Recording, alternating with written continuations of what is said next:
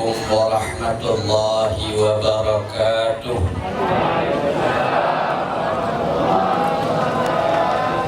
Alhamdulillah, nahmaduka ya zal jalali wal ikram, wa nusalli wa nusallim ala sayyidina Muhammadin khairil anam wa ala alihi wa ashabihi wa atba'ihi ila yaumit tamam. Faqala ta'ala fil Qur'anil Karim wa huwa asdaqul qailin wa biqaulihi yahtadil muhtadun. Bismillahirrahmanirrahim. Yasin. Wa qala fi ayatil ukhra Taha. Sadaqallahul azim. Allahumma ja'alna minat tawwabin waj'alna minal mutatahhirin waj'alna minal mukhlisin waj'alna min ibadikas salihin. Amin ya mujibas sa'ilin.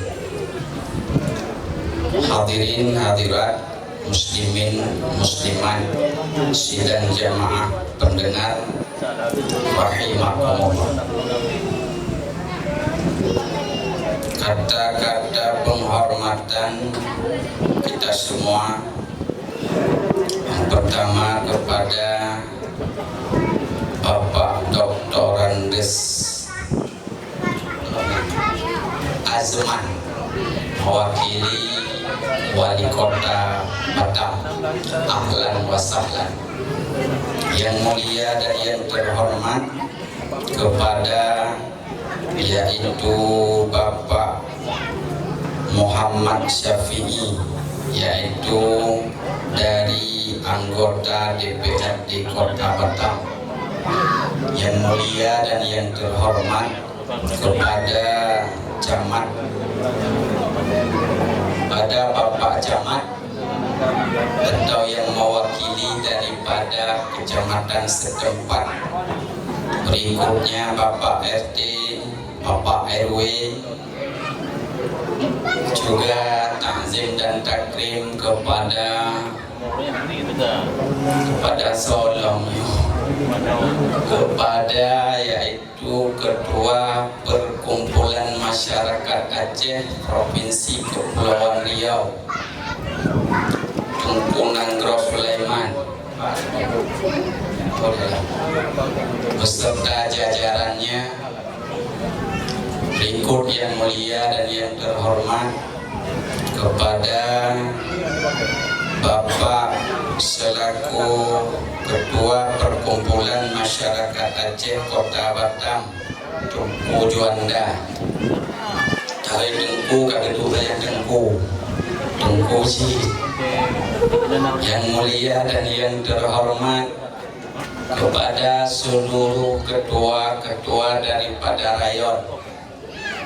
Yang mulia dan yang terhormat kepada para alim ulama, wali, abah, abi, abia, abun, pula wali, abadi, dan kepada waghairihi selain daripadanya.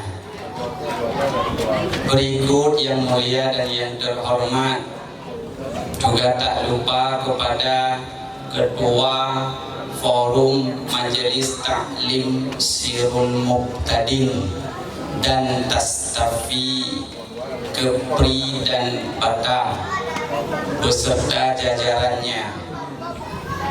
Dan terakhir yang mulia dan yang terhormat kepada seluruh tungku-tungku, bapak-bapak, saudara-saudara, ibu-ibu, mudah-mudahan kita selalu dalam ampunan dan lindungan Allah Subhanahu wa ta'ala. Ketua Permasa Rayon Tembesi Walur juga yang kami muliakan, juga Tunku Imam Musalla Seramo Aceh Seramo, Serambi, Serambi teras. Kalau di Aceh namanya Seramo Mekah. Mau ke Mekah singgah di Aceh dulu, karena itu Serambi Mekah dulu. Dan sampai sekarang masih ada, cuman tinggal nama. Tapi mudah-mudahan akan selalu menjadi Serambi Mekah Nanggro Aceh Darussalam. Bapak Ibu yang dimuliakan Allah Subhanahu wa Ta'ala, mohon maaf mungkin malam ini saya tidak panjang, tidak lebar-lebar ngomongnya. Mungkin membaca satu potongan hadis Nabi, ayat Al-Quran, apalagi ayat yang saya bacakan pendek saja, Yasin dan Taha, selesai. Mudah-mudahan acara yang seperti ini akan terus abadi selama-lamanya, yakni persatuan dan kesatuan serta kekompakan yang kita bina antara perkumpulan masyarakat Aceh Kepri. Angkat tangan juga dengan persatuan masyarakat Aceh Batam, ikut serta pula dengan masyarakat-masyarakat yang ada di rayon, seimbang bahu, seayun langkah dalam menata masyarakat untuk membawa ke hari esok yang lebih baik, yakni hari akhirat kelak.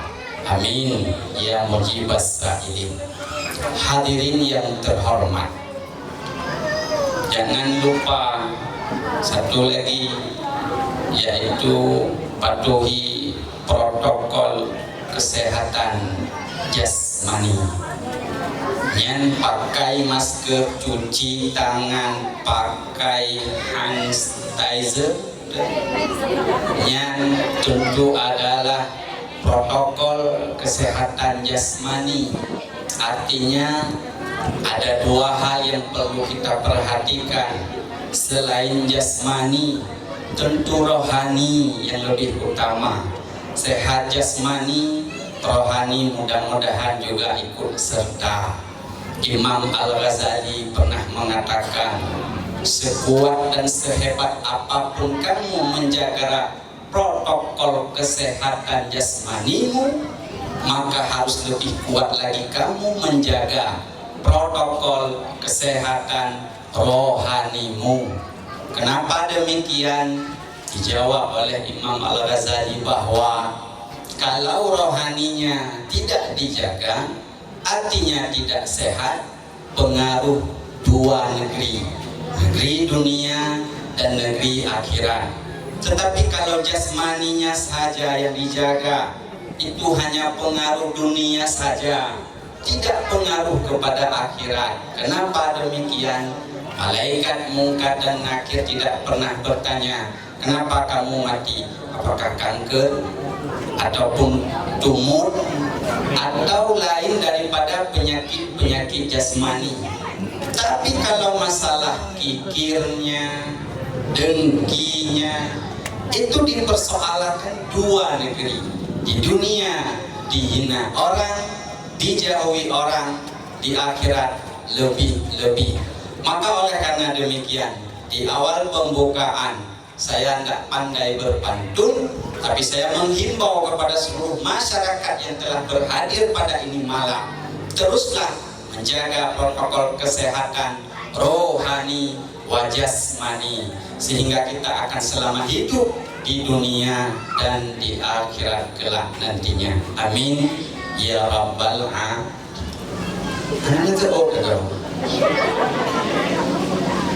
Hadirin muslimin muslimat yang terhormat,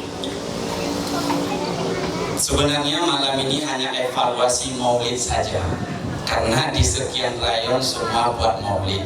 Malam ini cuma evaluasi saja, saya tidak berceramah, mengambil kesimpulan-kesimpulan yang telah kita kerjakan. Toh kalau saya berceramah pun jam sudah 10. Kalau saya sampai zuhur, sampai subuh, kira-kira siap? Ibu-ibu siap sampai subuh? Lagi tanya bang manye, ibu tidak macam kita tanya sama jenazah, ibu siap subuh? Enggak. Hadirin yang terhormat, poin penting yang ingin saya sampaikan melalui Maulid Nabi Muhammad SAW yang diadakan oleh perkumpulan masyarakat Aceh Permasa yang Tumbus. Anak judul lagonya, mana berapa? Penceramah Tungku Mama Zamzami Sabtu 30. Judul anak kakak judul balon. Saya pikir ada judul tadi. Hadirin yang terhormat, Rasul Muhammad SAW sepulangnya daripada perang Hawazin atau perang Hunain, menjelang Rasulullah wafat, Rasulullah mengevaluasi kinerjanya selama hidup. Karena Rasulullah gemar berperang, hampir dalam sejarah kita lihat 30 lebih peperangan yang pernah diikuti oleh baginda Nabi SAW. Kalau ingin mau mengikuti Nabi, maka kita harus suka berperang, minimal memerangi kezaliman yang sedang terjadi. Karena kita hidup di akhir zaman, zaman fitnah, maka banyak kezaliman dan kebatilan yang perlu kita perangi. Biarpun tidak perang senjata, tetapi mungkin kita akan melakukan peperangan secara media. Hadirin yang terhormat, sepulangnya baginda Nabi daripada perang Hunain atau perang Hawazin, menjelang Nabi Muhammad ingin wafat, Rasulullah mengevaluasi beberapa hal di depan para sahabatnya. Artinya apa? Kalau Rasulullah saja sendiri ingin melakukan evaluasi, lebih-lebih kita ini yang melakukan perkumpulan persatuan tentu lebih mengevaluasi kinerjanya.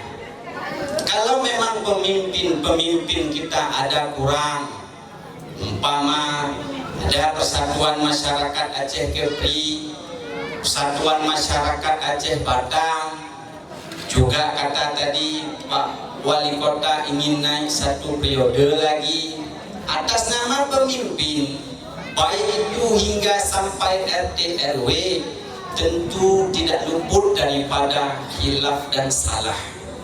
Ketika ada kesalahan yang didapati di atas pemimpin, apa sikap daripada masyarakat? Apakah mencaci atau menghina atau justru sebaliknya? Sehingga Rasul Sallallahu Alaihi Wasallam berpesan tentang kepemimpinan. Satu hadis daripada Aisyah radhiyallahu anha, istri Nabi yang termuda, yaitu umur Nabi berapa umur Nabi? Umur Nabi hampir 50 tahun baru menikahi Aisyah. Aisyah kala itu umurnya belum sampai 10 tahun. Ada yang mengatakan 9 tahun, ada yang mengatakan 8 tahun.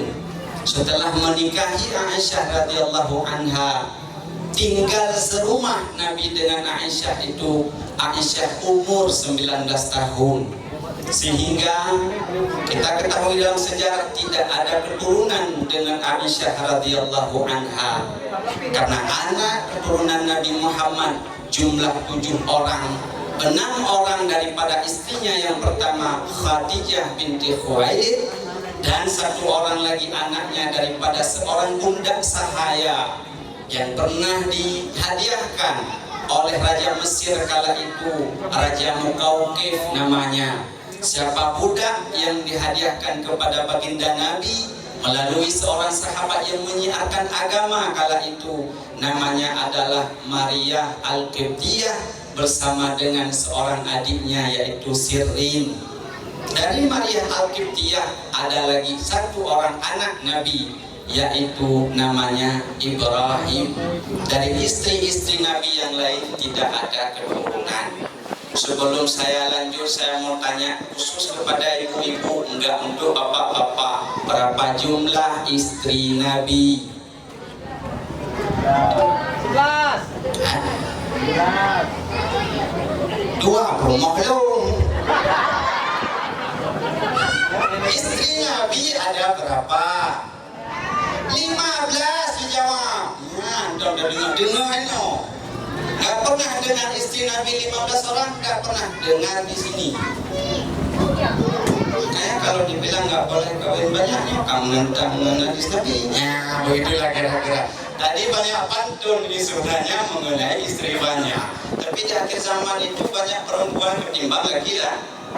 Yang laki-laki semangat kali ini.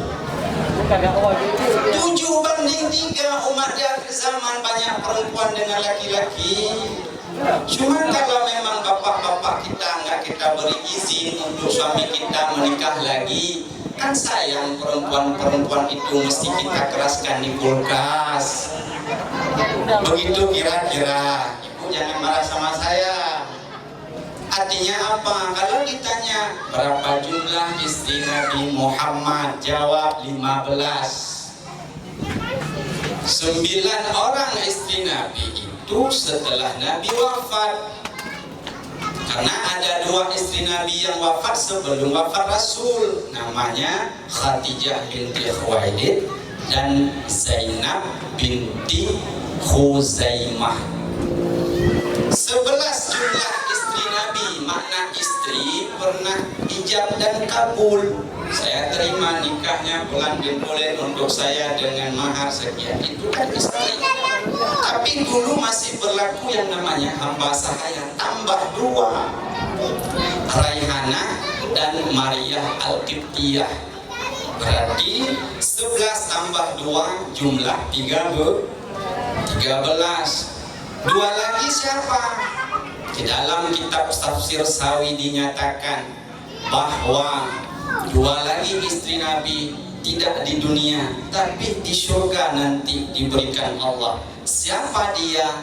Yang pertama adalah istrinya Fir'aun laknatullah alaih. Siapa istri Fir'aun? Siti Asia, kan jauh.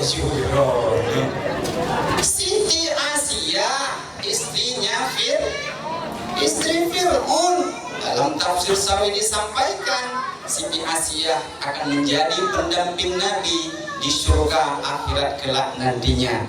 Yang kedua siapa? Yaitu ibunda daripada Nabi Allah Isa alaihissalam. Siapa namanya? Siti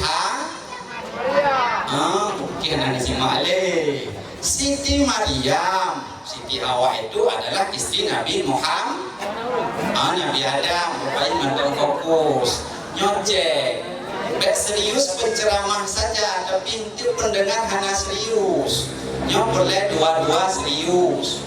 Orang lu mangan itu udah. Artinya jawab saja istri Nabi 15. 2 tambah di dalam surga, yaitu Maryam daripada ibunda Isa alaihissalam dan Siti Asia istri daripada Fir'aun laknatullah alaih. Di dunia 13, 11 yang pernah memang diterima ijabnya, 2 tambah dengan yaitu 2 hamba sahaya, termasuk ibunda daripada Ibrahim, anak Nabi yang ke-7. Maka jawab istri Nabi 15. Istri Nabi 15-nya karena kesimpulan ini malam. Jangan kita pulang tinggal bawa pulang apa-apa. Memang istri Nabi ada 15.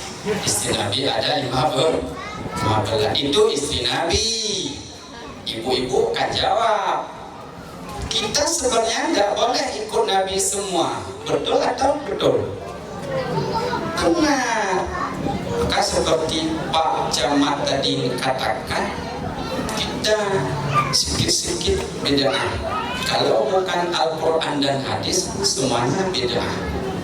Benar Bapak Camat katakan tadi. Tapi kalau ada, ini kesimpulannya kedua, kalau ada yang mengatakan motonya kembali kepada Quran dan hadis, menafikan ijma' dan qiyas ulama, itu tidak boleh diikuti. Apakah kita tidak menerima Quran dan hadis? Menerima. Kenapa kita tidak pernah kembali? Karena nggak pernah pergi. Mereka pernah meninggalkan Quran dan hadis. Kalau bukan Quran, hadis Nabi. Kalau bukan hadis Nabi, mereka tak percaya. Hadis ma'udhifa ila Nabi, sesuatu yang idhafah, yang disangkutkan kepada Nabi, baik perkataan, perbuatan, dan ikrarnya Nabi. Itu semua hadis. Kita tanya, kalau mengikut sunnah Nabi, Nabi istrinya 15 atau 13. Kita umat boleh mengikutkan demikian? Jawab, tidak boleh. Berapa juga yang dibolehkan? Berapanya? Baru pertanyaan tuh bapak-bapak. Aduh, 4. Bapak-bapak nanti kalau ditanya jangan sandarkan hukum ke saya, jawab saja dalam Al-Quran. Apa kata Allah? Fankihu ma qabalakum matna thulatha wa ruba'. Nikahi olehmu minan nisa, daripada perempuan-perempuan berapa? Matna 2, thulatha 3, ruba' 4. Titik. Mantan koma, nggak titik terus, dengan ketentuan harus apa bu? Enggak, bukan rumah banyak nikahan ini jauh le, perkataan saya. Yang alamat pun saya pulang nggak sampai ke rumah nanti.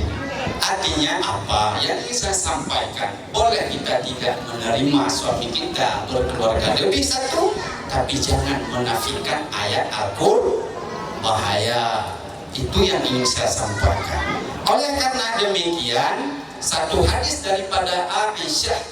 Aisyah adalah istri Nabi yang memang wafat yang paling terakhir dalam sejarah. 46 tahun setelah wafat Nabi baru wafat Aisyah. Maka Aisyah banyak merawi daripada hadis-hadis Rasulullah. Satu hadis Rasulullah yang ingin saya sampaikan tentang kepemimpinan. Apa kata Rasul Sallallahu Alaihi Wasallam di dalam kitab I'anatul Talibin? Di situ dinyatakan hadis an Aisyah radhiyallahu an. Apa kata Rasul? La tashghulu qulubakum bisabbil muluk, walakinna taqrabu ila Allah ta'ala bidu'a'i lahum yuqtifullahu qulubahum alaikum. Rawahul Bukhari. Apa artinya? Daripada Aisyah, Rasul bersabda, la tashghalu qulubakum bisabbil muluk. Jangan kamu menghabiskan waktumu, hatimu untuk mencela pemimpin-pemimpin kamu. Akan tetapi apa juga? Walakinna taqrabu ilallahi ta'ala. Akan tetapi dekatkan olehmu kepada Allah Ta'ala bidu'a ilahum, dengan berdoa kepada mereka pemimpin-pemimpin. Tujuannya apa? Yuktifullahu qulubahum. Mudah-mudahan memberi kebagusan hati-hati mereka itu. Alaikum, di atas kalian. Hadis perawinya Bukhari. Titik. Artinya apa? Pemimpin-pemimpin kita, Pak Ngandro Sulaiman, Pak Juanda, Pak Arudi mewakili, atau pemimpin-pemimpin RT RW, kalau memang mereka itu melakukan kesalahan dan kezaliman, apa tugas kita? Apakah menambah kezaliman ataupun tidak? Maka oleh karena demikian, yang perlu kita kerjakan adalah seperti perintah hadis Nabi tadi, berdoalah kepada Allah supaya mereka itu berubah, sehingga yang kanya meto mah anak bukan balik ini tong akan berjalan. Nah, siapkan infak terbaik kita pada malam ini untuk membangun musalla Siramo Aceh Tembesi. Nah, kita niatkan untuk orang tua orang kita yang telah tiada. Mudah-mudahan akan bermanfaat. Yang kalau belum dikasih jangan pergi dulu. Taruh terus. Belum dikasih jangan pergi dulu. Beri sedekah sebanyak-banyaknya. Kalau mau masuk surga mana 5.000. Pikir murah-murah surga Allah Ta'ala. Tidak. Berikan yang banyak. Kalau ada HP kasihkan HP terus, nggak apa-apa. Nanti dijual. Bapak Ibu yang dimuliakan Allah Subhanahu wa Ta'ala. Saya lanjutkan. Artinya apa? Banyak masyarakat yang bertanya. Kepada saya juga ada, kepada buku-buku yang lain juga ada. Masalah pemimpin, baik pemimpin tingkat tinggi atau pemimpin tingkat bawah, termasuk pemimpin-pemimpin daripada organisasi-organisasi. Banyak yang bertanya, kalau mereka begini, kalau mereka begana, bagaimana? Mudah saja, kalau orang yang melakukan kemungkaran, pakai saja hadis Nabi. Mana hadis Nabi? Man ra'a minkum mungkaran falyughayyirhu biyadihi. Apabila kamu melihat satu kemungkaran, maka ubahlah kemungkaran itu pertama biyadi. Orang-orang yang memiliki kekuasaan. Tangan itu ditafsir dengan yang memiliki kekuasaan, bukan kita. Kita nggak ada kekuasaan. Fa'ilam yastati, nggak mampu merubah kemungkaran yang dilakukan oleh pemimpin-pemimpin kita, maka ubahlah kemungkaran tersebut fabilisani, dengan lisannya. Apa lisan? Artinya para asatid, para ulama yang mengatakan bahwa ini salah, ini benar, mesti mendengar. Tapi dengan kekuasaan pun tak mempan, dengan lisan pun tak berubah. Maka tingkat yang ketiga kata Nabi, fa'illam yastati fabiqalbi, awam. Barang siapa tidak mampu dengan tangan, dengan lisan, tidak mampu dengan lisan, fabiqalbi, dengan hatimu.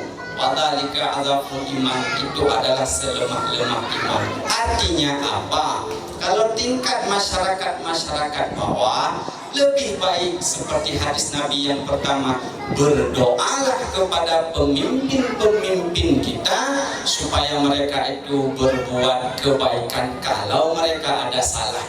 Sehingga di dalam kitab I'anatul Talibin juga diceritakan, yaitu seorang waliullah Hasanul Basri namanya. Beliau hidup pada masa kejayaan Bani Umayyah.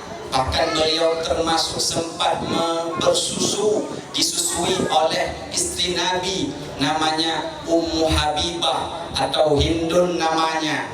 Apa kata Hasan Basri?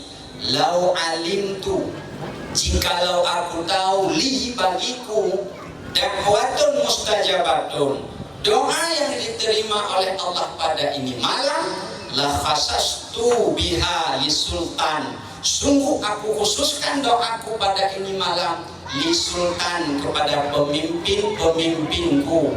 Ditanya oleh sahabat, kenapa demikian? Dijawab oleh Abu Hasan Asy'ari, fa inna khairahu amun, sesungguh kebaikan pemimpin itu umum yang merasakan. Fa inna ghairahu khasun, tetapi kalau aku berdoa pada ini malam Allah menerima untukku, maka kebaikan tersebut adalah aku saja yang merasakannya. Artinya apa? Melalui hadis Nabi yang dirawi oleh Aisyah dan diiringi dengan perkataan Hasan Basri. Hasan Basri mengatakan bahwa kalau diterima doaku pada ini malam, maka aku berdoa kepada pemimpin-pemimpinku, pada pejabat-pejabatku. Karena kenapa? Kalau mereka diterima doa kita, kebaikan mereka itu yang menerima adalah kita semua. Tetapi kalau aku berdoa untukku, kata Hasan Basri, maka hanya aku saja yang akan menerima kebaikan tersebut. Oleh karena demikian, kesimpulan yang pertama, marilah kita mendoakan kepada pemimpin-pemimpin kita. Umpama doa yang kita bacakan selesai salat, yaitu Allahumma la tusallit alaina bidhunubina man la yakhafuka wa la yarhamuna.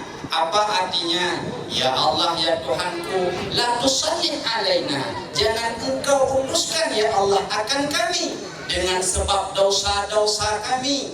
Apa? man la yakhafuka, seseorang yang tidak takut akan engkau, wala yarhamuna, dan seseorang yang tidak menyayangi kami semuanya. Mudah-mudahan pemimpin-pemimpin yang telah kita pilih belakangan beberapa bulan yang lalu akan menjadi pemimpin